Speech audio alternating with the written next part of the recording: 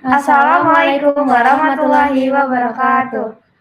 Hello everyone. Welcome back to SMP dan Award Weekend English Talk, or in short as WET. But did you feel something weird, right? Maybe we should introduce ourselves. Okay, right. Hi everyone, my name is Galata Kilalaya Mahalani from 9th grade. Also, you can call me Gila, but I'm happier if you call me Taya. And I'm Raya Siti Fatina from 7th grade, but you can call me Raya for short. Today's amazing host is Anastasya Wulandari.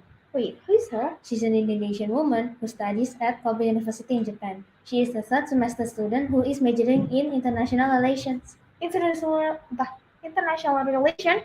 Oh, how amazing she is. Anyway, that's my dream major. And she will be telling us about her experience being a privately financed student and scholarship awardee. And for today's weekend early talk, there will be a sharing session from Anastasya. So don't worry if you want to ask. There will be a Q&A session, so you guys can ask Anastasia about anything that you want to ask. Anyway, if you have any question for Anastasia, just ask in the live chat on the right of our live video. And here's Anastasia.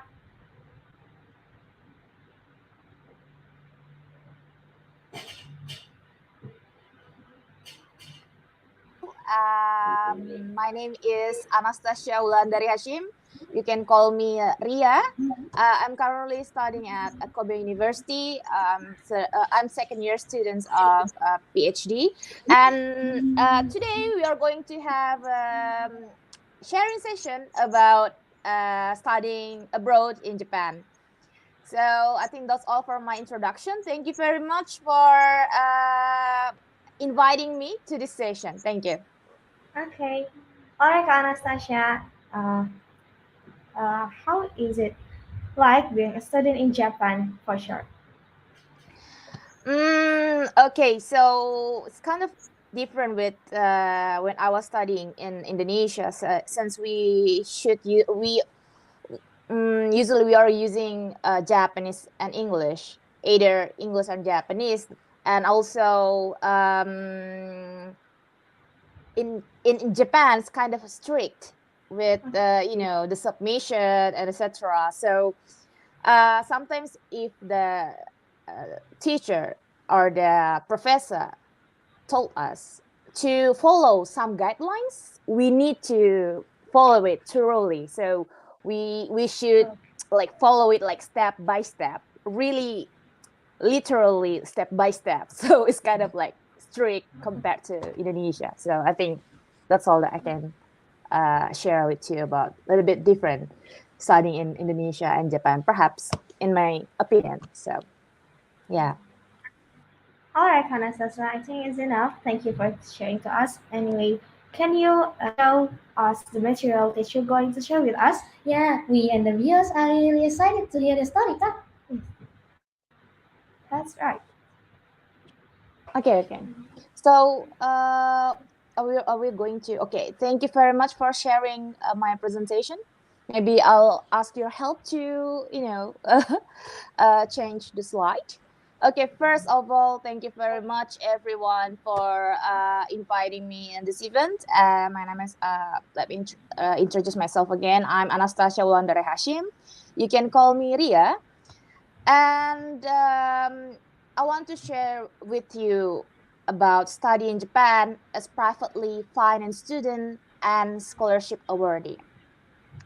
You need to know that privately financed student means that you or maybe your parents are the ones who pay for the tuition fee, and it's quite expensive here in Japan. So that's all I want to share. Maybe you can change to the next slide. Thank you. Can you change it to the next slide? Like this? Oh, sorry. Okay, like this. Okay, thank you. So, but maybe before we talk about studying in Japan, we can talk about who am I. I mean, maybe you want to know a little bit about me. So, actually, I came from Sinjai, South Sulawesi province.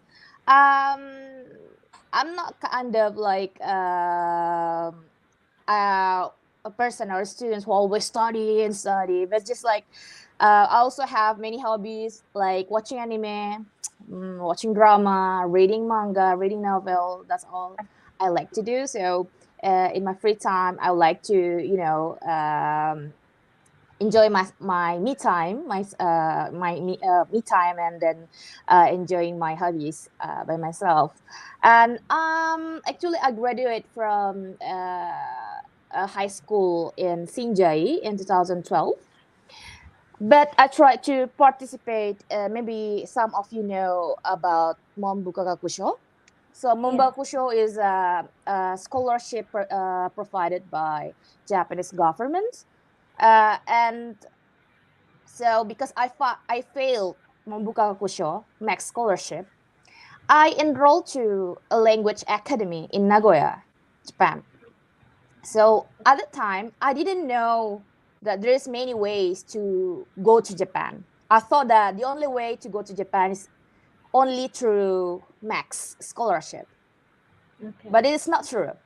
Everyone, there are many ways to go to Japan, and but at that time, I didn't know that there are many kind of scholarship there out there, and so I decided to go to Japan, study in Japan as privately financed students and enroll to a language academy.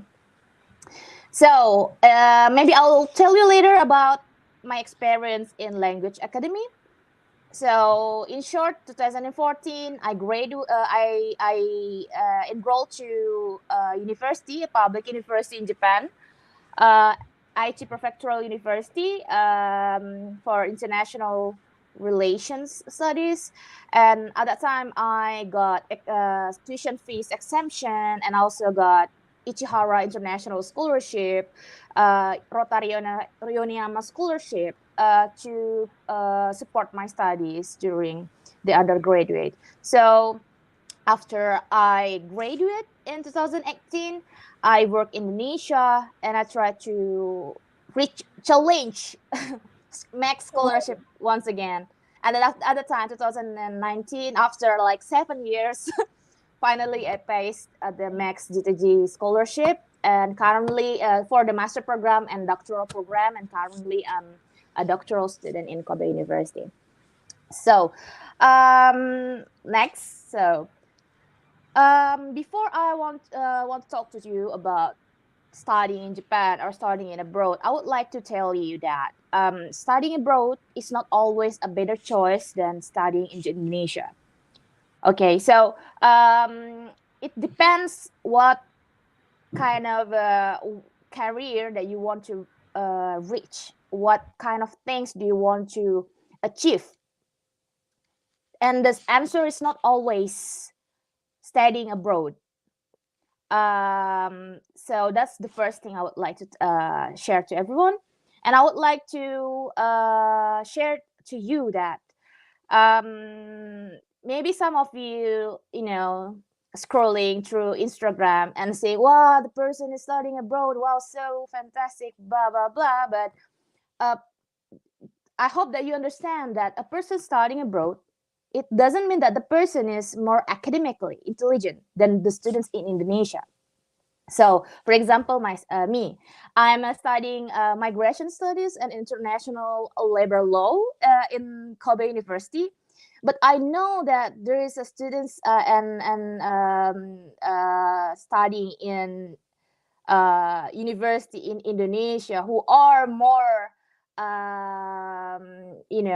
academically talented, you know so it doesn't always mean that you're studying abroad it means that you are better than your fellow in Indonesia. That's what I want to share.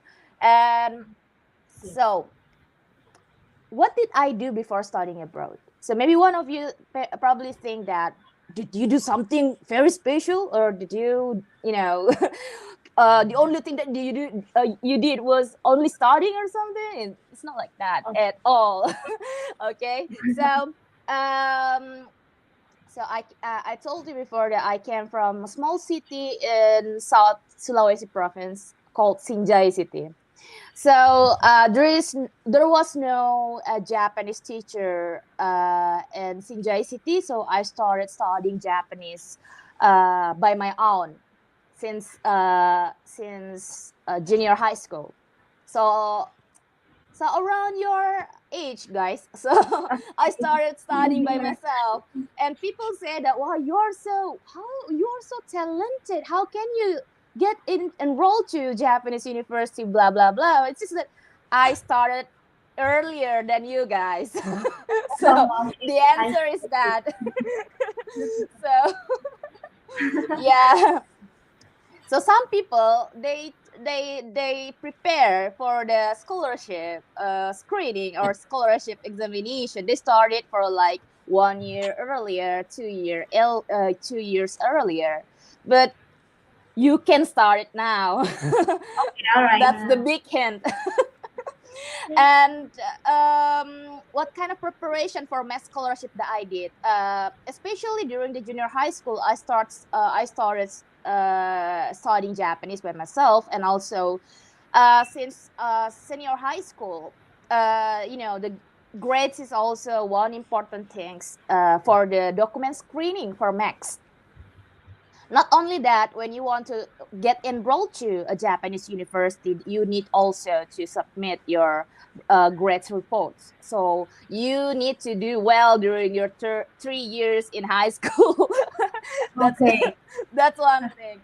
And also, studying is the only important thing as students. Okay, studying is important, guys. We cannot deny that. But learning social skills is also a must for you. Sometimes okay, studying can get you good grades, but sometimes you need to another skill. For example, how to say, how you can influence people, how you can negotiate, for example, like those kind of social skills, like problem solving skills, survival skills, interpersonal skills that I told you, like negotiation, how to influence people, how to convey what you want to do in Japan during the screening. That's also kind of like social skills that you need to study and you need to learn. And I don't think that you can get much from classroom. You need to Yes. go outside. You need to participate in many social events, many social activities. For example, you can join extracurricular activities, or maybe you can start volunteering. And after maybe you can get older, not to get to earn money, but you can start to do working, start to do part-time job, for example, just for working part-time jobs actually also may help you to how to say how to work in team, also can teach you to how to work in team. And I think it's very important not only to stay at classroom, but also try to engage with the society. So and so I would like to talk three stories in one journey. It means that I experience several phases or stages during my journey studying abroad in Japan.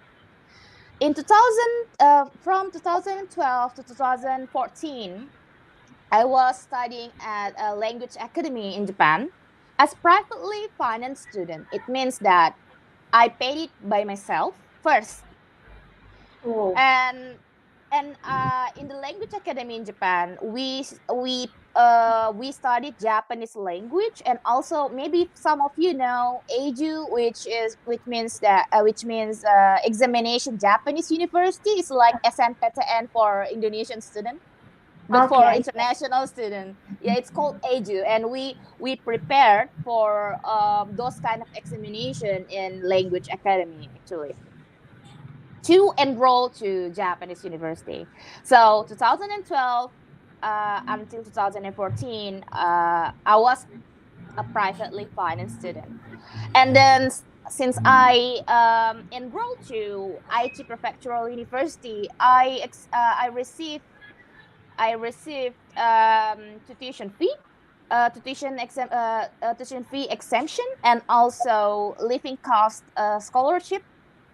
Like I told you, Yoneyama Rotary Yoneyama scholarship and Ichihara International. And from 2019 until now, I'm currently a Max scholar. So I would like to tell you these three stories in one journey. So first, studying as privately financed student in language academy in Japan. Okay.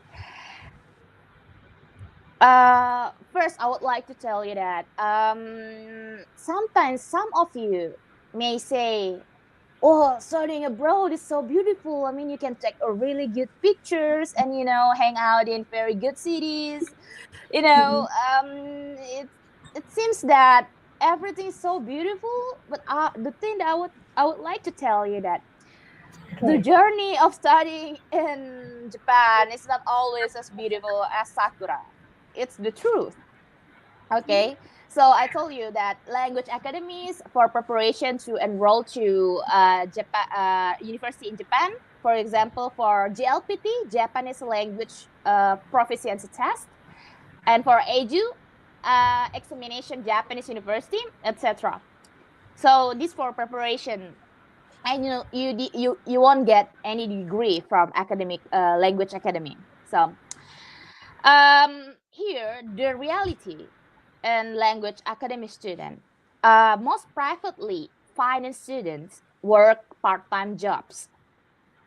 Okay, so but international students in Japan are only allowed to work 28 hours per week by the law. And you guys, if you want to go to Japan and as privately financed students, you really need to check out the minimum regional wage. Usually the students are working around that wage, and it's only for 28 hours per week during the school day. So it will not be really enough to pay for your living cost, tuition fees, and others. You unless you receive money from your parents throughout your uh, studying abroad journey. So unless you have financial support from maybe your family, it's really hard to pay it only from your part-time job. Okay, so you need to plan like everything before you choose this journey, including the most important things. You need to have a financial plan if you want to go to Japan as privately financed student. It is totally not an easy journey studying as a privately financed student. It's the toughest time in my entire life, to tell the truth. And also, you guys need to be careful of scams. Recently, there are many kind of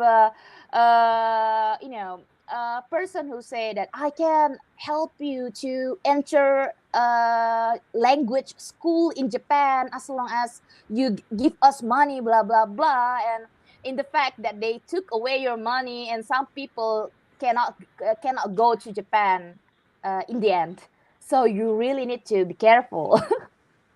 Because some bad brokers, maybe it's too early to tell you about the truth of the society, but there are many bad brokers who deceive the candidates of the students. So be careful, guys. So and and also the good news is, if you go as a privately financed student and you really need to take care of yourself by yourself, you may had it when you are struggling at the time, but you will be thankful for the experience later.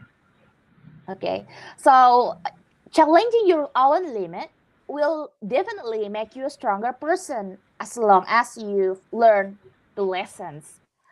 And because I was crazy about Japan during my junior high school, I was like, okay, I will do anything, but I will go to Japan. So I Okay, was okay, like all right. crazy. I was crazy about that. So, and whenever I try to talk to adults that I really want to study at Japan, some people told me, "Oh, great, you have a big dreams," in sarcastically. So, so some adults, maybe if you have a dreams and you tell it to other some adults, maybe some people will tell you you won't be able to achieve your dreams. But in fact, they were talking about themselves, you know, because they could not do it by themselves, so they thought that you cannot do it too. But the good news is, guys, you are the one who put limit on yourself. Believe in yourself, so you don't how to say sometimes in during my when I was in Sinjai City during junior high and senior high school, I also had a doubts about myself. Okay, so am I really good enough to, receive a scholarship? Am I good enough to go studying abroad? I was kind of like, struggling during my junior high and senior high school. But the problem is, some people also tell you those kind of, harsh word about the reality. It's really hard for a person from small city to go to go abroad and studying abroad. But don't believe that.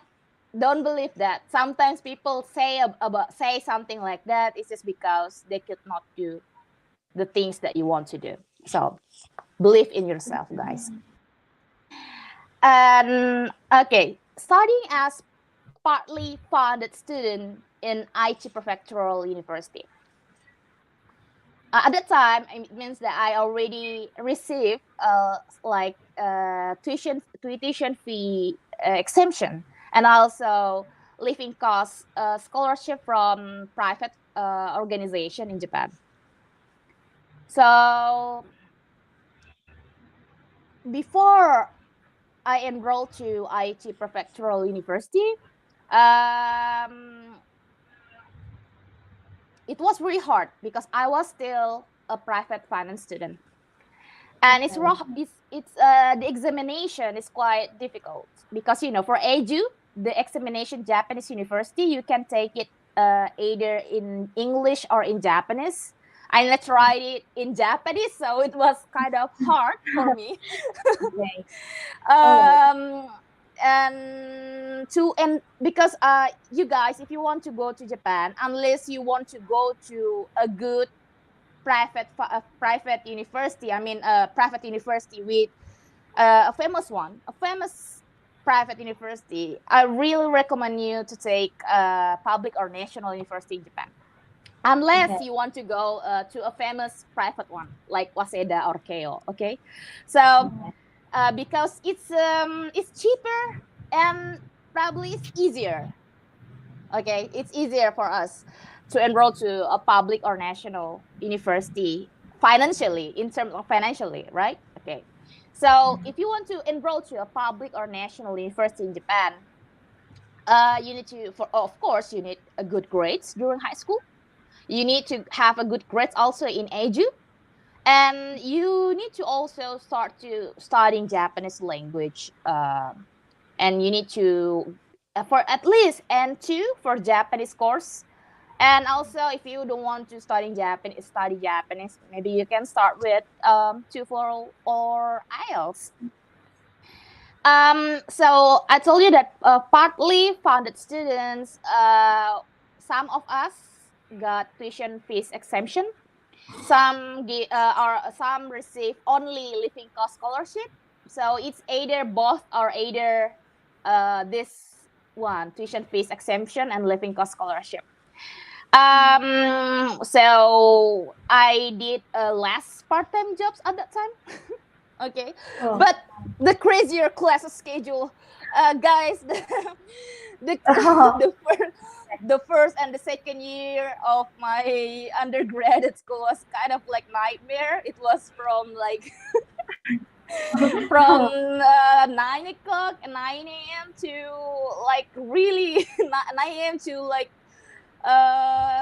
6 p.m. and it's kind of it's not included with, it was not included with the homework and etc. So it's kind of No. really hard. It's kind of Of crazier, course. crazy class schedule. And but it depends on your department actually. So some department they are kind of like take it easy, but some departments are well, like really like wow, the classes, too many classes for each semester. So that was kind of hard for me. So okay, um guys, so there are many actually scholarship if you want to go to Japan, but you can divide it between scholarship that you can apply from Indonesia and the one that you can apply once you get enrolled to university in Japan. Okay, so guys, every year, just so they publish a scholarship for international students in Japan. Oh. So maybe you can check it out in Google, just Googling, and it's a PDF file. You can check it out. And Mm-hmm. okay, so for example, from the page 7 to 30, it's for international students who are already in Japan. Okay, it's from so ne, language academy students, undergraduate and graduate students. So you can check it out from this PDF. And this one is scholarship for applicants who are currently residing abroad. You can check it also in from between page 31 to page 35. So, but and also you need to take a note that getting scholarship is not equal getting accepted by the university. Okay, so it's only about the scholarship. So, Oh. okay, next, studying as Max Scholar in Kobe University. Maybe you already know. You can check about Max Scholarship in in the Japanese embassy website. So I don't want to talk longer about that. You can check it out. You can Google. Right. I'm just going to something, to share something that maybe you cannot go get it from uh, the website. Okay, so a little bit explanation that Mombuka Kakusho or Max Scholarship Program is a program through which students are able to study in Japanese university with scholarship from the Japanese government, specifically the Ministry of Education, Culture, Sports, Science, and Technology, or MAX. And there are three, actually, they don't tell you, but actually there are three kind of MAX. First is max government to government, which you can apply in embassy, Japanese embassy, and also max university to university, which you can apply in your university in Indonesia. Okay. And the third one, actually, very few people know that actually Max also have domestic application, which means you can apply after you get enrolled to a national university in Japan. But it's very competitive. For example, government to government only accepts like 30 people. Whoa. From 30 people or from like 10,000 applicants. Ooh. And also, for example, the max domestic application, um, they only can accept like one or two students from one university. So it's kind of competitive. So, but Yes. you can try either one. You know, maybe you can try government to government, university to university, or domestic application. So what's different between studying with and without scholarship? Okay. When I was a privately financed student, it was hard to find time to focus on my study, of course, and to play with my friends. Okay. Whatever you are Mm. trying to achieve, so don't forget to take time for yourself. Sometimes you will regret it when you get older. Okay. Okay. Yeah. So, so sometimes it was hard for me to find times to enjoy myself. So guys, studying is important, but don't forget to have fun. Okay. And I was kind of in like in surviving mode, pushing myself too hard, and I was very anxious before I received my GPA reports every semester. But I wish I could tell my younger self that you are already doing enough. And sometimes, I get a very good grades. I was in one time I got very happy. Okay, I got this grades. It's like, wow, wow, I'm so happy, blah blah blah. But after like 1 day and 2 days, the happiness gone, and I was just tired. So, you need to balance everything. I'm not trying to say don't study. Of course, you need to study hard, but don't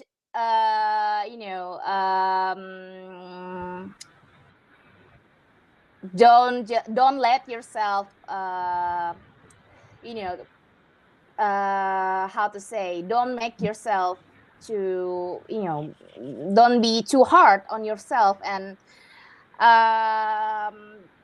as because you are so young, I think the audience here, they are so young, so I think that you need to enjoy yourself more, and it's okay if you fail something. Okay. And sometimes Okay, thank you. you didn't hear that you are doing good enough, but you are already doing enough, guys. So claps for ourselves. So if you want to start your studying abroad journey, the thing that I want to tell you, of course, is very maybe some of you guys, oh, of course, we need to get scholarship, but maybe some, because I see there are many Indonesian students also don't have like scholarship when they come to Japan. So make sure you already get a scholarship before you come to Japan. Privately financed students, they are very hardworking, but if you can get scholarship, it's better. Okay. And also, what you may find while studying abroad, new people, of course, new experience.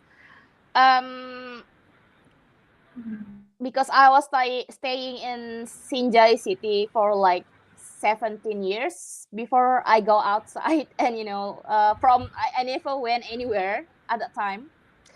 So when I was in junior high school, for example, I thought that I would be staying at the same place with the same people all of my life. But time flies, people come and go, and moving on with their own lives.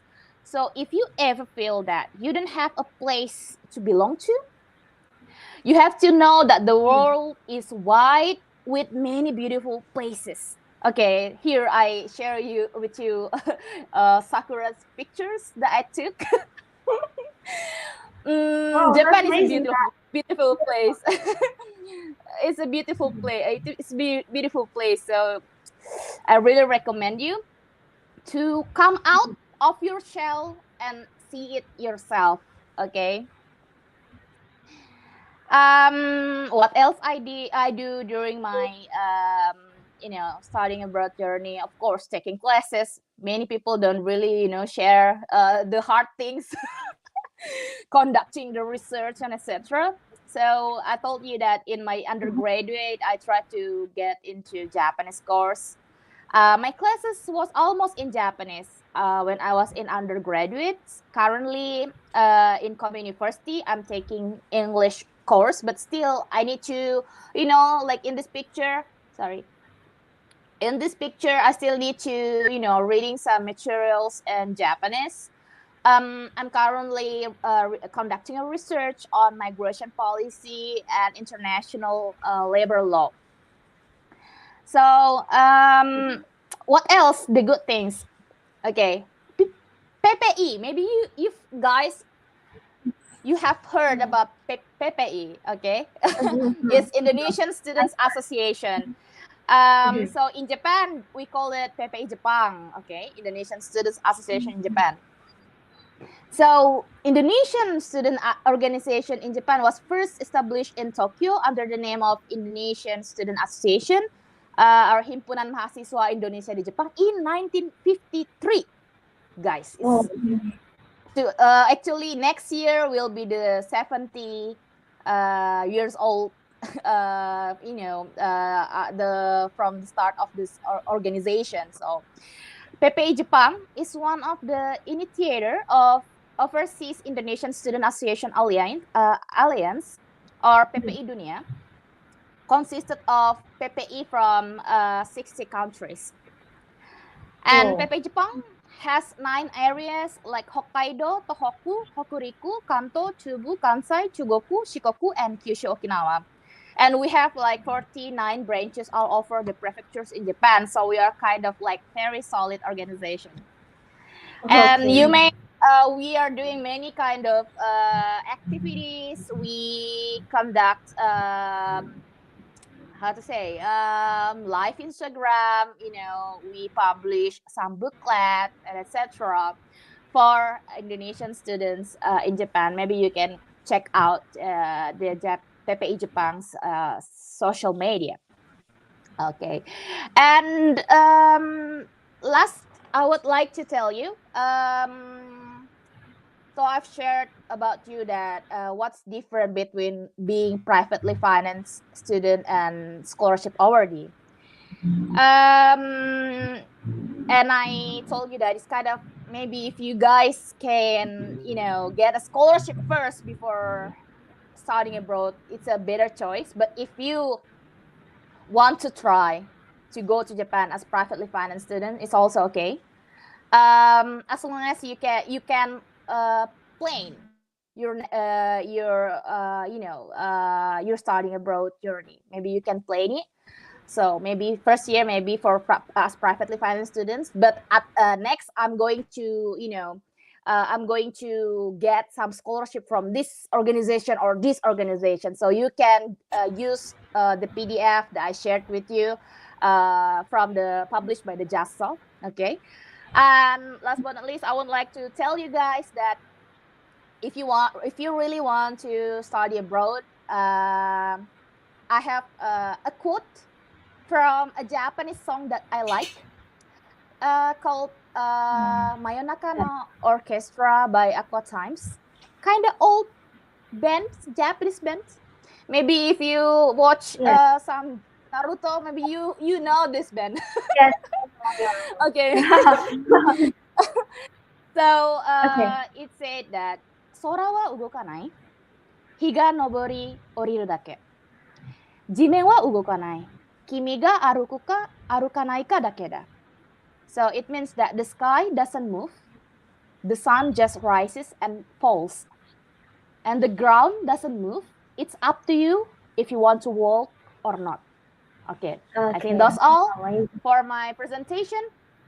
ご清聴誠にありがとうございました。Thank you. Okay.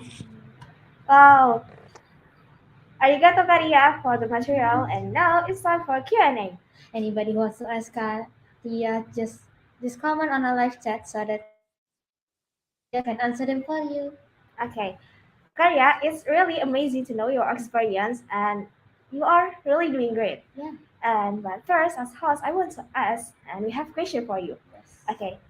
First question is for me. Is what did you say that studying abroad is not always the best choice?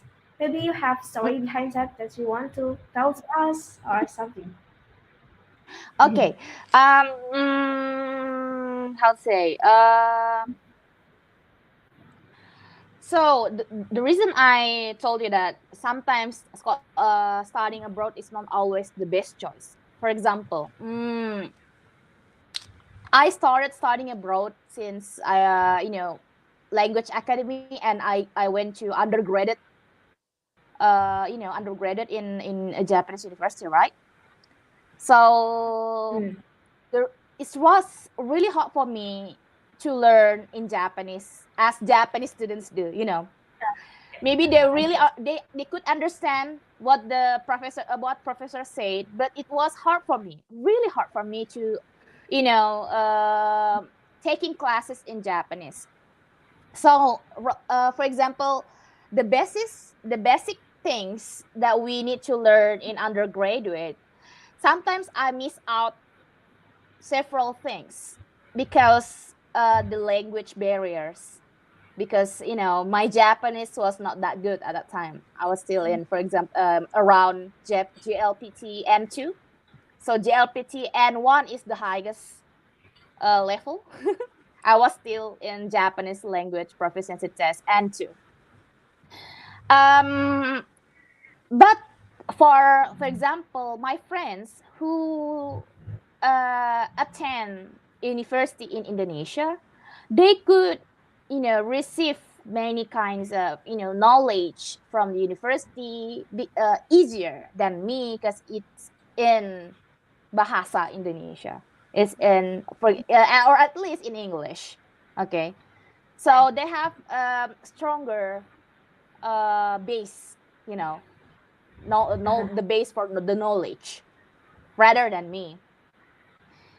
So you really need to know, when you try to choose to go to studying abroad, you need to really see, when should I start studying abroad? Should I start studying abroad since undergraduate, or should I start from graduate school, for example, for master or doctoral?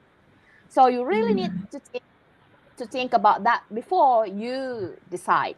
Okay. um Okay. I think that's the only thing that's the thing that makes me think that sometimes studying abroad is not always the good choice for the students. So it's depends on the person, but I think that's one perspective for me. Yeah. Okay. Mm. Second question is from Raya. Pa, Okay. Mm-mm. Please, may may we Y- know what was your job when you are doing a part time? When you are doing a part time, like okay, what is your currently. So, actually, many international students,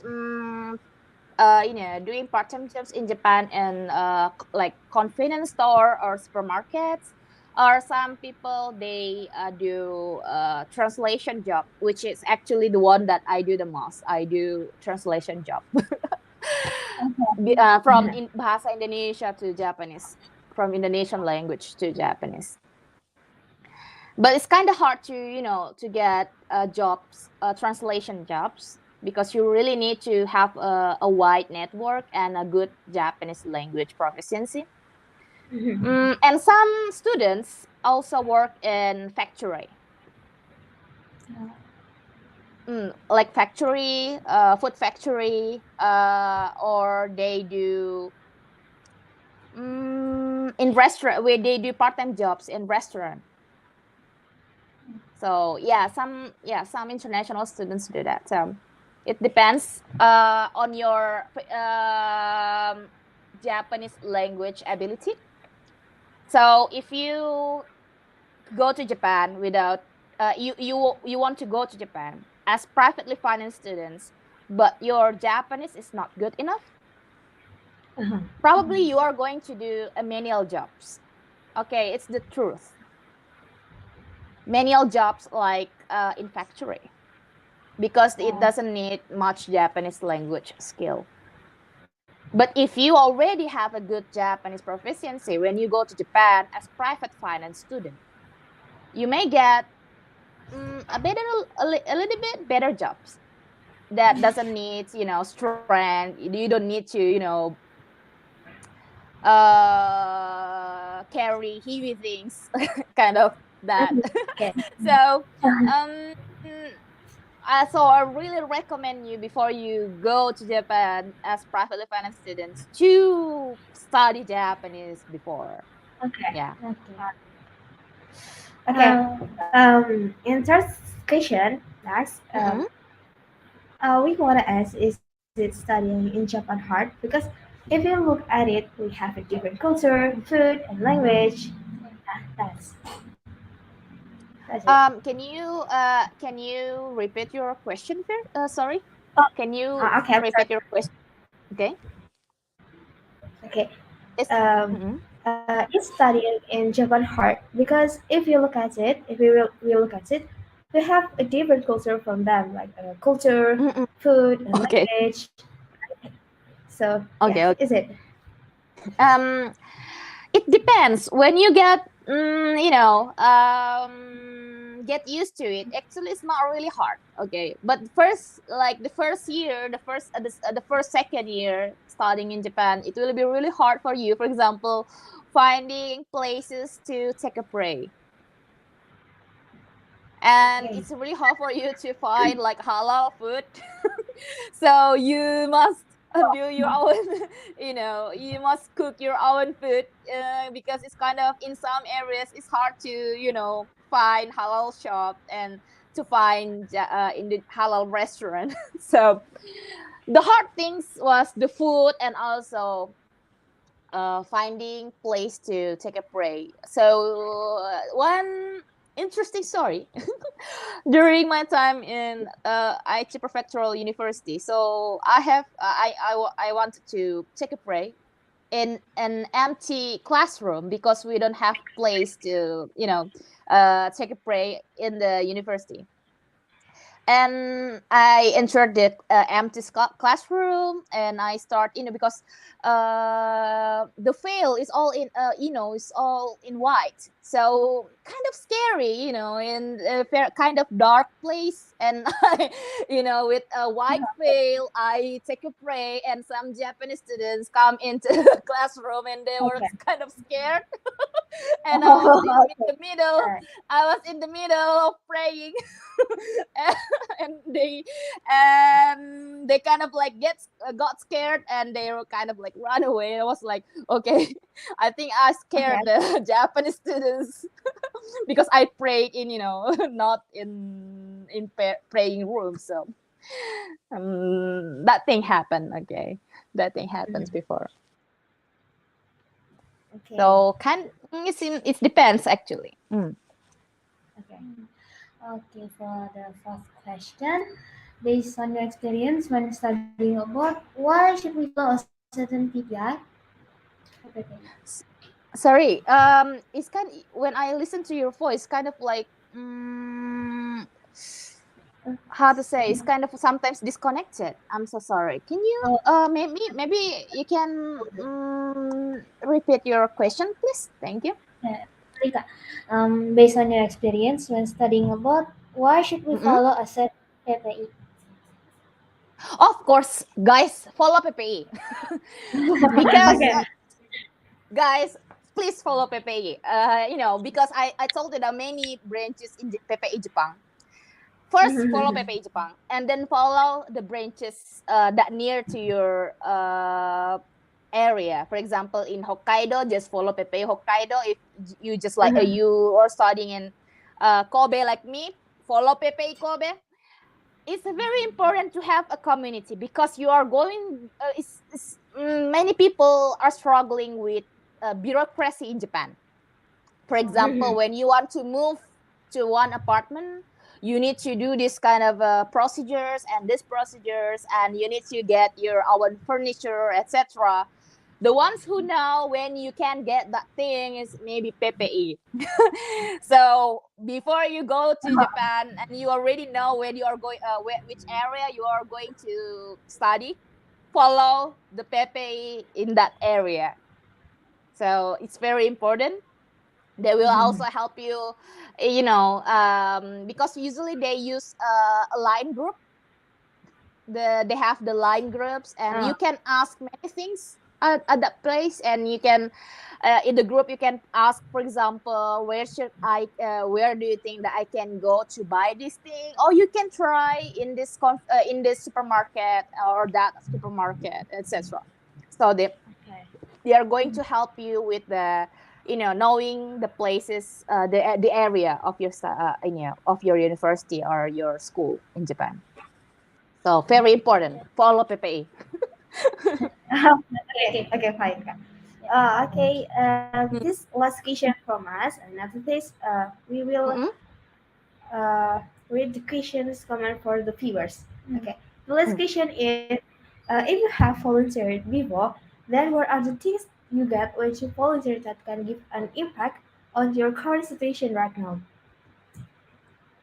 So how the my voluntary work, impact my studying abroad journey? Is that what you wanted to ask? Mhm. So about my voluntary activity, right? Okay, so I Yes. how to say? So I teach when I was in senior high school. I thought mathematics, Indonesian language, and English Oh. Mhm. to children who didn't go to school, range about 7 to 14 years old children. The name is Sekolah Anak Pemulung, and I was the one of the teachers there. And I think those kind of experience, you are going to use it, for example, during your interview. When I was interviewed by a professor to get enrolled to Japanese university, I was also asked about the things, because we are going to write something, why I want to get into this school and this department, and this studying this particular study. We are going to write some kind of for the submission to the university, right? And they are going to ask you more detailed about what you write there. And I did write about the my voluntary activities in Sinjai City, Mhm. and one of the professor asked me about that. And actually, she's one of the professor researching on international education in Africa. Oh. Okay. So it's kind of related with her. So we talk. So maybe you think that what you did won't help you at all, okay? But actually, Okay. in some ways, it's going to help you to broaden your views, and also it's going to help you to um, get to a new network, or to get to know Ah. a new person. Okay, so Okay. I think those kind of voluntary activities will really help you. Mhm. Okay. I think, is that enough? Maybe if you have follow-up question, it's also okay. Thank you so much for Yeah. answering our question. And now Mm. let's see what other question the viewers have. Okay, let me You have read the first question. to ask, how do you get motivated after receiving news that you have not received a scholarship abroad? Okay. Okay. Yeah. It's from Dana Kaza. Hello, Kak. I want to ask how do you get motivated after receiving news that you have not received a scholarship abroad? Okay. Thank you very much, Akila, for the question. Um. mm, so at that time, mm, it's not that I got unmotivated after I received the news. Actually, I kind of predicted that. that Ah, I'm not going to get the scholarship, although that I'm going to try, to submit my documents. I actually already predicted that. Because it's very competitive scholarship, to tell the truth. I see, Ah, I see, I see. But I didn't have time to, get unmotivated and and cry about that. It's just that I need to think what is my next step, and Ah, that is more important. So if I don't get so sometimes we need to have like plan A, plan B, plan C. So if I don't get accepted in the if I fail the plan A, automatically I need to do a plan B kind of thing. So I didn't really have time to get unmotivated because I already actually planned. So if I don't get into this, I will go to this place or this place or this place. So but sometimes you are going to feel sometimes you how to say you are going to feel down after you fail something that you really want. mm-hmm. Yes, But I understand. sometimes just takes time. It takes time, guys. It took me 7 years to get my I want revenge. So okay, it means that in 2012 I was if I can remind you, 2012 I submit my document for the max scholarship, but Ah, I'm yeah. and I got accepted in 2019, guys. So it took me 7 years. Okay, takes a long time, yeah. right? Yeah, it's a long journey, but still, how to get motivated? It's just like that. I really want to go to Japan and study in Japan. I really love the language actually. Mm-hmm. So rather than get unmotivated or feel down, I was like, how can I go to Japan? Other what other way is there that I can, what kind of other opportunities that I may challenge. So Mm-hmm. those kind of thing that actually push me to kept going at that time. So I think that's the answer for the Akila Nurfaza question. Okay, Yeah. okay, thank Okay. you, Kak. Yeah. Um, Next to the next question is from Zaki Hasna. Hello, I want to ask something. Is it hard to socialize with Japanese people? Oh yes. Is it remembered? I think it will be easier for you to socialize with Japanese people if you go to Japan studying an undergraduate, because usually for graduate school, for example, master or doctoral, the people not only Japanese, almost all the people are very individual.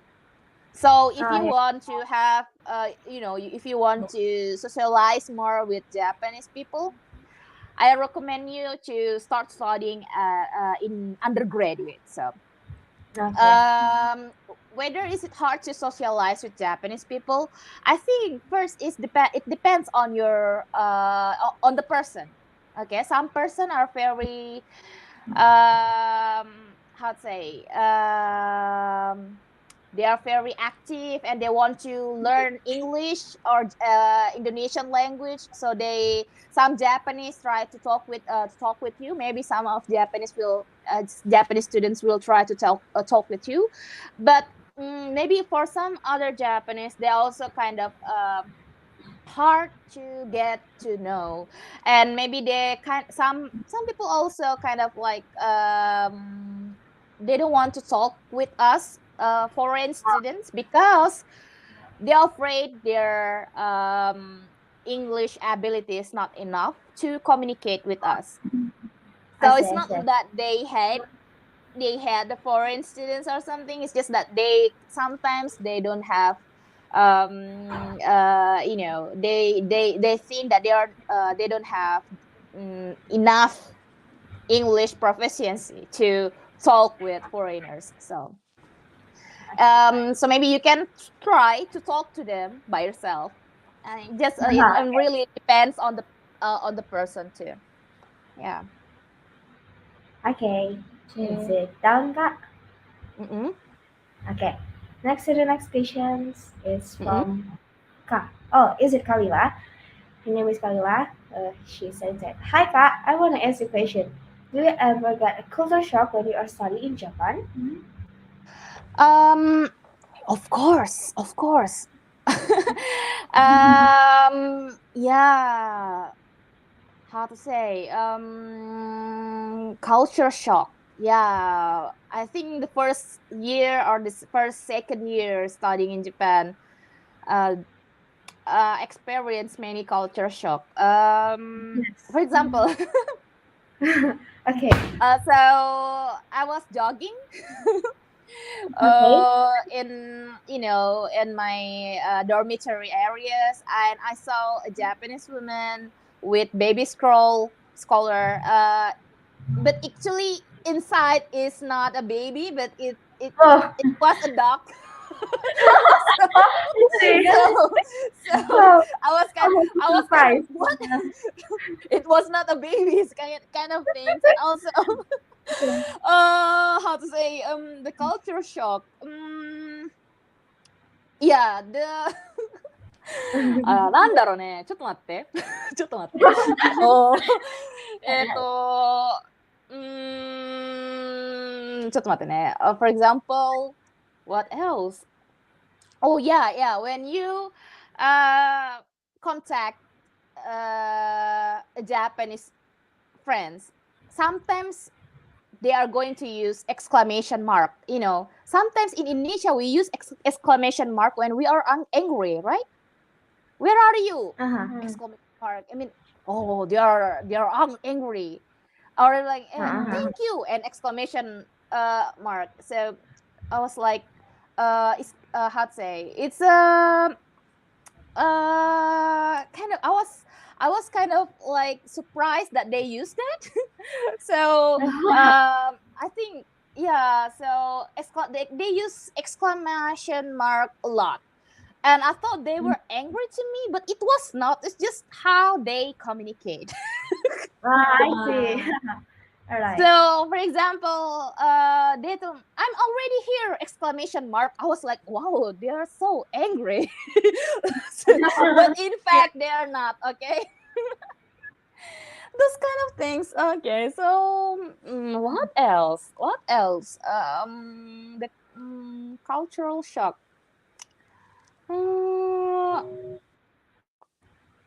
okay. It's kind of hard to remember one and one by one what I experienced before, but Mhm. I think one of the culture shock is also how strict is Japan. How I strict see. Japan is. I mean, the Japanese people is so strict, almost I thought that I was already a strict person. I mean, I follow the guidelines, I follow the deadlines, but Japanese, they are on another level. So don't be surprised, guys. Okay. okay. I think that's all that I can share. Ah, okay. Mm-mm-mm. Okay. Thank you, Maybe- Kak. And Okay. next question from Kak Nayamuna. She said, "Hello, Kak. What type of manga do you like to read, or the title of the manga you like?" Okay. I'm so happy to receive this kind of question. Okay. Okay. Okay. During junior high school, I really liked Naruto. I was a big fan of Naruto, and actually, Naruto have this quote that um, if you don't like your destiny, don't accept it. Instead, have the courage to change it the way you want it to be.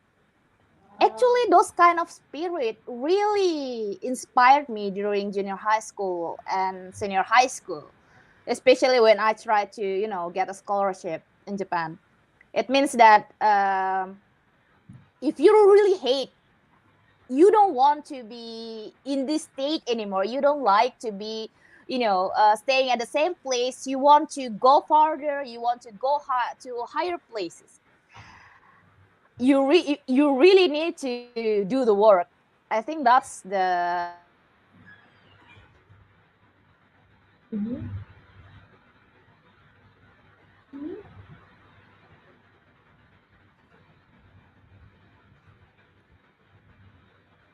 Hi, Kak Anastasia.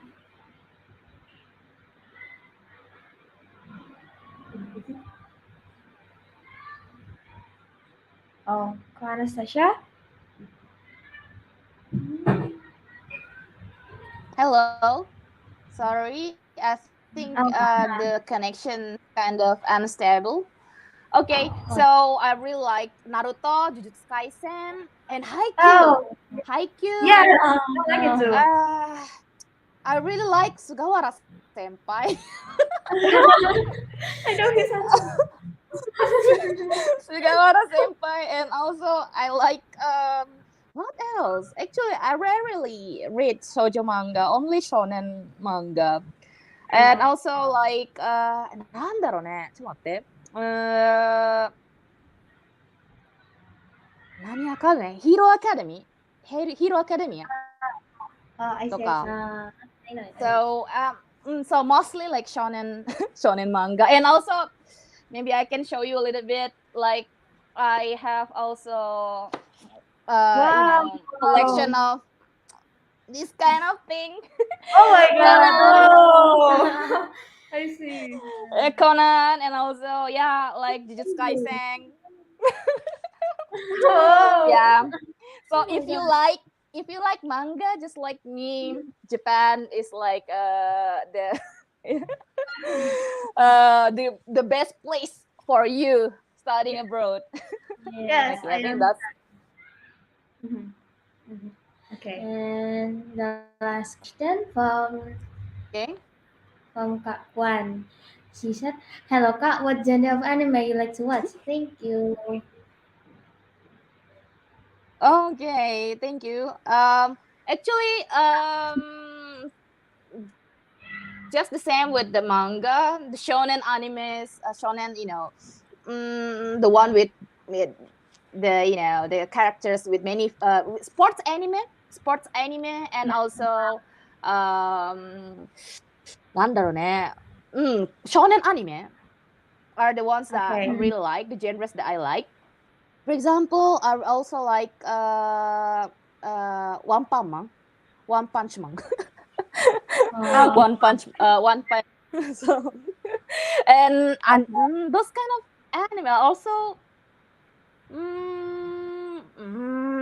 そうね。Anime. So for anime, actually, when I read the manga, I also watch the anime. So yeah, like just Mhm. Kaisen, only Naruto, not Boruto, only Oh, Naruto, and also Haikyuu, Detective Conan, oh, なんだろうね。あと、Doctor Stone. I see. Oh. Mm, yeah, Doctor Stone, and also actually I also watched some melodrama anime kind of Shigatsu wa Kimi no Uso, or Your Lie in April. It's going to make you cry. Yes, yes. I know, I know, I know. Yeah, That's yeah. really amazing. Oh my Yeah. God. And that's amazing. Or also Koe no Katachi. Yes, Koe no Katachi. that's, Yeah, I know. なんだろうね。声の形 I don't know the English name. Wait for a minute. I'm going to Google it. 声 Silent Oh, の voice, so right? Yeah. Oh, If yeah, I'm yeah, yeah, yeah. So, yes, sore. silent voice. Yeah, yeah, that one. So, a silent voice. It's also a good anime. So, those kind of type of anime, I really love to watch those kind of anime. So, yeah, if you have a good recommendation, please do recommend me. Okay, okay. we can contact with her, Kak. Okay. Okay, maybe Uh, that's the last question, right? yeah, that's the last question. from the Okay, Okay. thank you everyone. Thank you, Kak Tia, for answering all of our questions of this curiosity. That's all for this week's WET. Sorry for the mistakes that we have made in this WET. Hope you learned a lesson from today. Have a nice weekend, everyone. Also, Kak Anastasya Wulandari. See you at the next weekend's English Talk with the series with a new host. Wassalamualaikum warahmatullahi wabarakatuh. Waalaikumsalam warahmatullahi wabarakatuh. Thank you guys. Have a nice day.